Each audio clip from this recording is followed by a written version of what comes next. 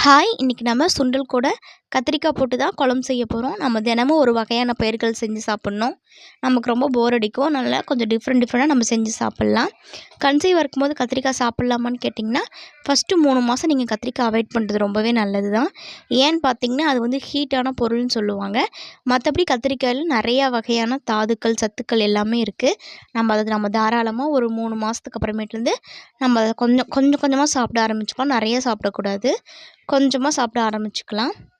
நான் முதல்ல இந்த குழம்பு வந்து எப்படி செஞ்சுருக்கோம் அப்படிங்கிற அளவுகள் எல்லாமே நம்மளோட சேனலில் ஃபுல் வீடியோவாக போட்டிருக்கேன். இந்த வீடியோ கீழேயுமே நான் கொடுக்குறேன். நீங்கள் வந்து பாருங்கள். வெங்காயம், தக்காளி இதெல்லாம் சேர்த்து நம்ம சாதம் மாதிரி ஆட்டிக்க போகிறோம். ஆட்டி அதை வச்சு தான் நம்ம குழம்பு செய்ய போகிறோம். நல்லாயிருக்கும். நீங்கள் ட்ரை பண்ணி பாருங்கள். புளியெல்லாம் கரைச்சி ஊற்றி சாதம்லாம் ஆட்டி ஊற்றி நல்லா நம்ம கொதிக்க வச்சுக்க போகிறோம். உங்களுக்கு இந்த வீடியோ பிடிச்சிருந்தா லைக் பண்ணுங்கள். தேங்க்யூ.